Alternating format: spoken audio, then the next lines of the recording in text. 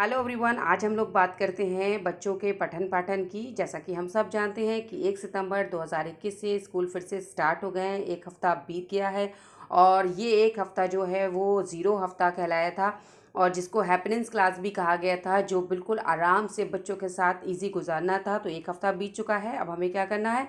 सबसे पहले हम जब बात करते हैं कि किताबें बदल गई हैं, तो बच्चों को पहचान कराएं कि कौन सी किताब कौन सी है, किस सब्जेक्ट की है। उसके बाद बात करते हैं दूरदर्शन और ई पाठशाला की। तो दूरदर्शन और ई पाठशाला का लिंक कंटिन्यू रहेगा और आ रहा है, हम देख रहे हैं।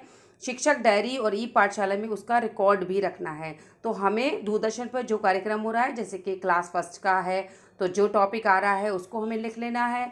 और ई पाठशाला का जो लिंक आ रहा है, तो हमें लिंक नहीं लिखना है, बल्कि जो भी गतिविधि, जो एक्टिविटी है, उसको हमें लिखना है। यानी कि हमें पहले बच्चों को दिखाना है। अब चाहे वो हम क्लास में दिखा रहे हैं या बच्चे अपने घर पर देख रहे हैं, तो हमें पहले अपने आप देखना है और कौन सी गतिविधि, कौन सी एक्टिविटी है, उसको हमें नोट डाउन कर लेना है बच्चों के साथ, क्योंकि हम व्हाट्सएप पे उसे शेयर भी कर रहे हैं। तो ये बात हो गई उसके रिकॉर्ड की। उसको हम ई पाठशाला रजिस्टर या शिक्षक डायरी, जो भी जहाँ भी हम अपना रिकॉर्ड रख रहे हैं, उसमें लिख लेना है। आप कौन से विषय का कौन सा टॉपिक है, या स्पेशल नोट कर लें। ठीक है, ये कितने बच्चों के साथ हम साझा कर रहे हैं, उसको भी हमें नोट डाउन कर लेना है।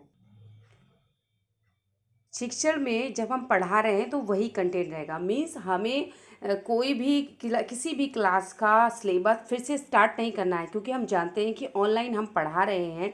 तो हमारा कंटेंट कहाँ से आ चुका है, कहाँ तक आ गया। मीन्स जहाँ से जितने हम पाठ पढ़ा चुके हैं ई पाठशाला के अकॉर्डिंग या दूरदर्शन के अकॉर्डिंग, उससे हमें स्टार्ट करना है। उसके आगे का हमें बिल्कुल कंफ्यूज नहीं होना है। बच्चों की रेमेडियल प्लान कंटिन्यू रहेगा। रेमेडियल प्लान यानी कि समृद्धि कार्यक्रम, जो कि अप्रैल में स्टार्ट हुआ था। 100 दिन का कार्यक्रम था। हमें 6 बुक्स मिली थी। अगर बुक्स नहीं मिली थी तो हमें उसका पीडीएफ भी मिला था। अगर पीडीएफ नहीं मिला है तो मुझसे कांटेक्ट कर लें और मैं पीडीएफ सेंड कर दूंगी, या मैं वीडियो के उसके लिंक में उसे शेयर कर दूंगी। ठीक है।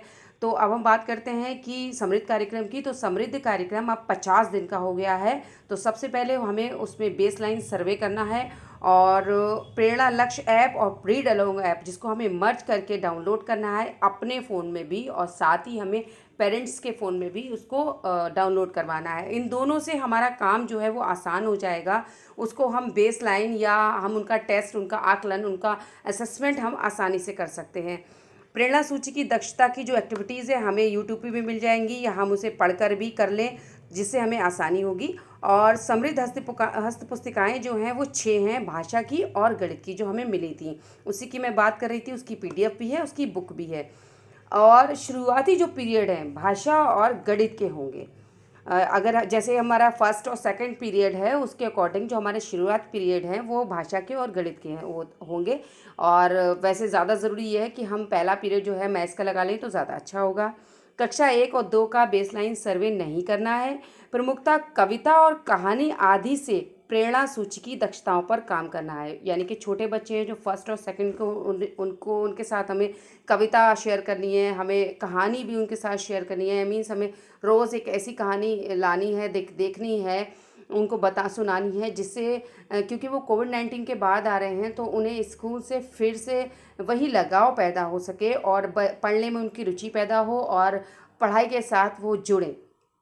कक्षा 3, 4 और 5 का बेसलाइन सर्वे हमें नहीं करना है। हमें जब हम सर्वे करेंगे, हम 2 पार्ट में बच्चों को बांट लेंगे, स्तर 1 और स्तर 2, और इसी पर हमें बच्चों पर काम करना है। अब हमें कैसे बांटना है वो हम संदर्शिकाओं में अगर हम पीछे देखेंगे तो हमें उसका कंटेंट मिल जाएगा, हमें किस तरह से वर्क करना है।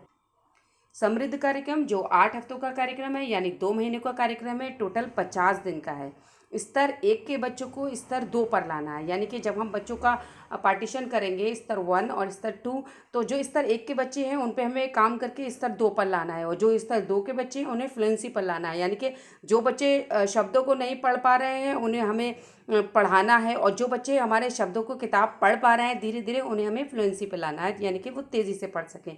दीक्षा के वीडियोस को हम प्रोजेक्टर, स्मार्टफोन या फ़ोन के ज़रिए बच्चों को डिस्प्ले करके दिखा सकते हैं, क्योंकि आईसीटी हमारा काम आसान करती है, और आईसीटी से हम अपने काम को मल्टीप्लाई तरीके से कर सकते हैं। यानी कि अगर हमारे स्कूल में टीचर्स कम हैं तो हम ज़्यादा बच्चों को बिठा के उनको दिखा सकते हैं। अब ये ज़रूरी नहीं कि हमारे पास प्रोजेक्टर ही हो या स्मार्ट टीवी ही हो, हम मोबाइल से भी दिखा सकते हैं। और मोबाइल की आवाज़ कम होती है, इसके लिए हम मोबाइल के साथ माइक को भी ऐड कर सकते हैं, यानी कि हम जो ब्लूटूथ होता है माइक, उसको भी हम कनेक्ट कर सकते हैं। इससे हमारा काम आसान हो जाएगा।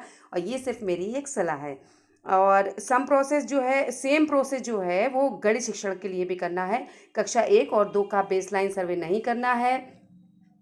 और वीकली प्लान बनाना है, यानी कि डायरी के लिए अब हम बात करते हैं तो वीकली प्लान बनाना है। 8 सप्ताह की कार्य योजना बनाना है जो संदेशिकाओं में है।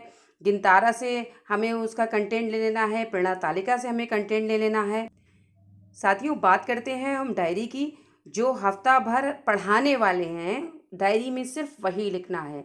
उसमें समृद्ध मॉड्यूल कंटेंट भी लिखना है, ई पाठशाला का भी मटेरियल लिखना है, यानी कि ई पाठशाला की जो हमें एक्टिविटी, जो गतिविधि है, जो लिंक्स पर हमें गतिविधि मिलती है वो लिखना है। जो शेयर किए जाते हैं, जो दिखाए जाते हैं कक्षा में, वो लिखें। दूरदर्शन का कार्यक्रम यदि हमने फ़ोन, प्रोजेक्टर या स्मार्टफोन के ज़रिए बच्चों को दिखाया है, वो लिख लेना है। इसके माध्यम से दिखाया, किसके माध्यम से हमने दिखाया वो लिख सकते हैं हम, जैसे प्रोजेक्टर, मोबाइल से दिखाया वो लिख लें, कितने बच्चों को दिखाया वो लिख लें, ग्रुप में शेयर करा तो ग्रुप में कितने बच्चे हमारे शामिल हैं वो भी लिख लें। ठीक है, जैसे कि हम लिख रहे हैं, बुक्स अभी मिली हैं, इसके लिए पढ़ाई पहले से जारी है, ये तो हम जानते हैं, ये मैंने शुरू में ही बताया।